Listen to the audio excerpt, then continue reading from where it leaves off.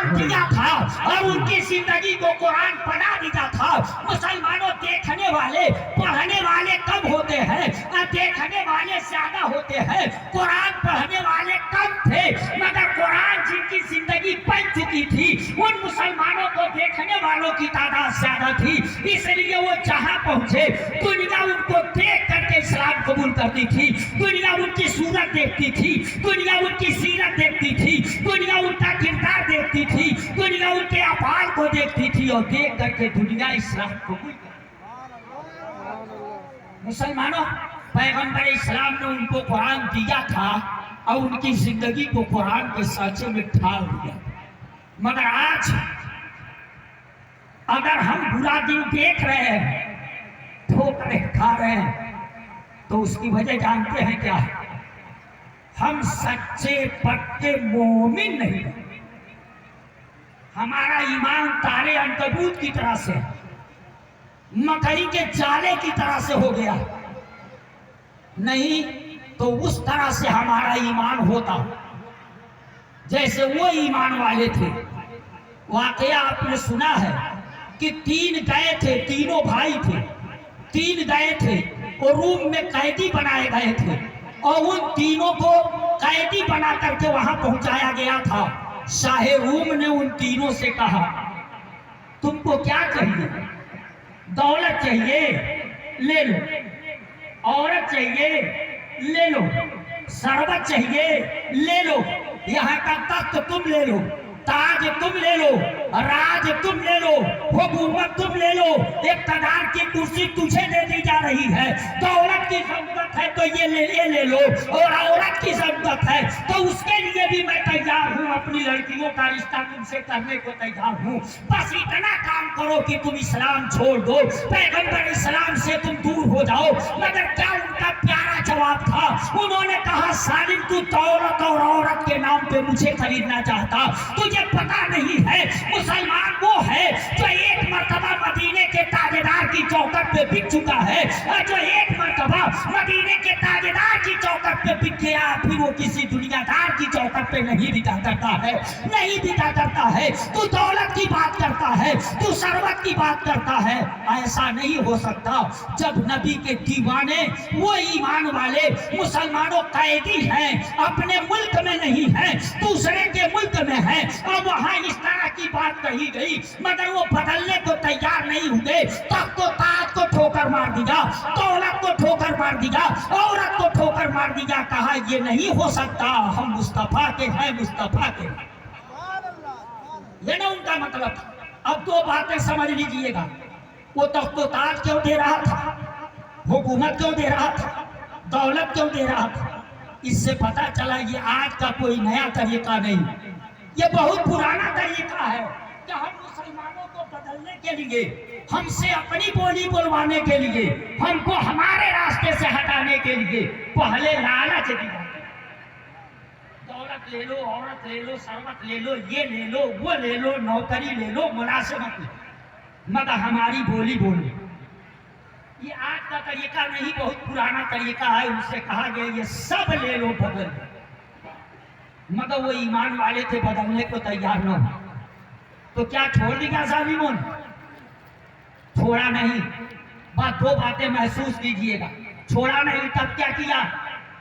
زیتون کا تیل منگوایا, 3 کڑاہوں کو رکھا, تینوں کڑاہوں میں زیتون کا تیل بھرا, نیچے سے آگ جلانا شروع کیا, اب تینوں کو وہی کھڑا کیا, اور اس کے بعد جب کڑاہوں کے اندر تیل جوش مارنے لگا تو ایسی صورت میں تینوں کو کھڑا کیا, اور کھڑا کر کے کہا, اب بتا, اب اپنا راستہ چھوڑنے کو تیار ہو کہ نہیں, اب اسلام چھوڑنے کو تیار ہو کہ نہیں, اب رسول پاک صلی اللہ علیہ وسلم کا کلمہ چھوڑنے کو تیار ہو کہ نہیں. تو میں ایک فیصلہ کر لو, یا تو چھوڑو, نہیں تو کھولتے ہوئے تیل میں جانے کو تیار ہو جاؤ. اب ان کو دھمکایا جا رہا ہے. پتا چلا یہ پرانا طریقہ ہے کہ پہلے تو یہ کرو, لالچ دے کر کے اپنی بولی بلوا لو, اور اگر لالچ سے یہ نہیں بدلتا ہے تو ڈراؤ, دھمکاؤ, جان سے مار دینے کی دھمکی دو. اسے کہا گیا کہ اب تم کو کھولتے ہوئے تیل میں ڈال دیا جائے گا.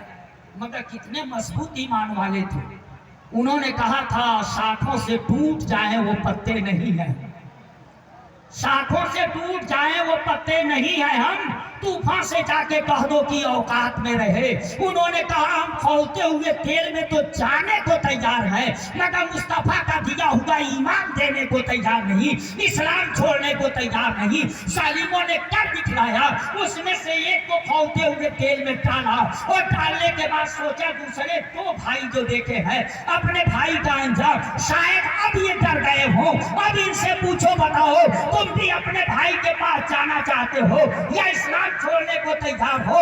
تو باقی دونوں نے کہا تھا تم جانتے ہو یہ دیکھ کر کے ہم ڈر گئے، ارے تجھے پتا نہیں کہ ہم مسلمان ہیں، شمع یقین کے پروانے شعلوں سے محبت کرتے ہیں، شمع یقین کے پروانے شعلوں سے محبت کرتے ہیں، اے زشت ہماری راہ سے ہٹ ہم موت کی عزت کرتے ہیں، اے زشت ہماری راہ سے ہٹ ہم موت کی عزت کرتے ہیں۔ انہوں نے کہا ہم بھی اس کے اندر چھلانگ لگانے کو تیار ہیں مگر مصطفیٰ کا دیا ہوا ایمان دینے کو تیار، اسلام سے ہٹنے کو تیار۔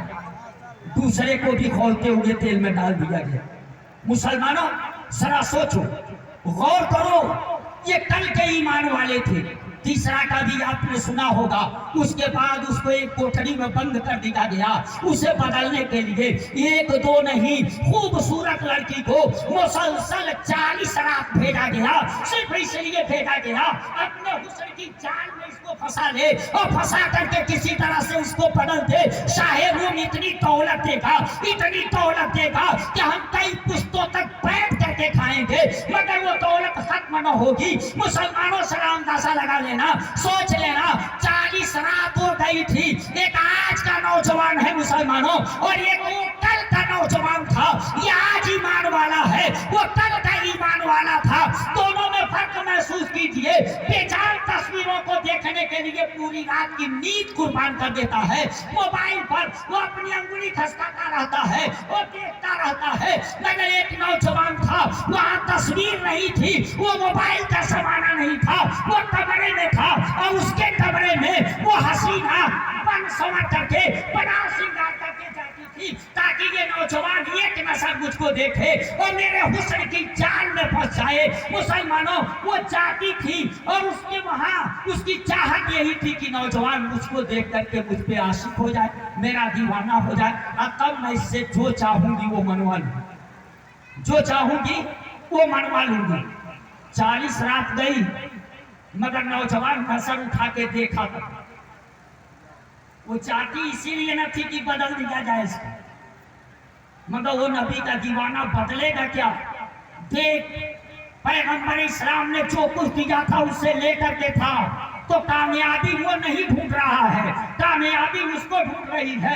40ویں شب میں اس لڑکی نے کہا تھا، اس حسینہ نے کہا تھا نوجوان میں اتنی حسین و جمیل ہوں، اس طرح سے خوبصورت ہوں کہ محلے میں علاقے کے لوگ مجھ کو ایک نظر اور ایک جھلک دیکھنے کے لیے بےتاب رہتے ہیں، میرے گھر کا طواف کیا کرتے ہیں اور یہاں 40 رات ہو گئے مسلسل میں آ رہی ہوں اور چاہتی ہوں کہ یہ نوجوان مجھ کو دیکھے مگر تو نظر اٹھا کے دیکھنے کو تیار نہیں، آخر تیری نگاہوں میں کون بسا ہوتا ہے؟ تو اس نوجوان نے جواب دیا تھا جلوہ سمائے آنکھ میں کیا آفتاب تھا، جلوہ سمائے آنکھ میں کیا آفتاب تھا، پروانہ ہوں میں شمع رسالت معاف تھا، میں کچھ نہیں مگر میری نسبت عظیم ہے کیونکہ غلام ہوں میں رسالت معاف تھا۔ اس نوجوان نے کہا سن، جن نگاہوں میں مصطفیٰ کے جلوے بسے ہوں وہ نگاہیں دنیا کے حسیناؤں کی طرف نہیں اٹھا کرتی ہے۔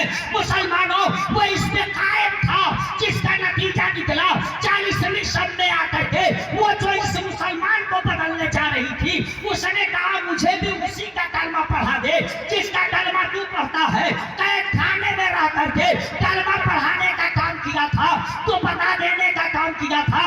اے مسلمان تو بھی میری طرح سے کامیاب ہونا چاہتا ہے تو نبی کی شریعت کا پابند بن جا، جس دن تو نبی کی شریعت کا پابند بن جائے گا اپنی زندگی کو اسلام کے سانچے میں ڈھال لے گا، جب تو چلے گا تو دنیا تجھے دیکھ کر کے کہے گی کہ یہ اسلام کا ماننے والا مسلمان جا رہا ہے۔ تو ایسی صورت میں جو تجھے بدلنا چاہے گا انشاءاللہ وہ تجھے دیکھ کر کے تیرے کردار کو دیکھ کر کے خود بدل۔ مگر مسلمان آج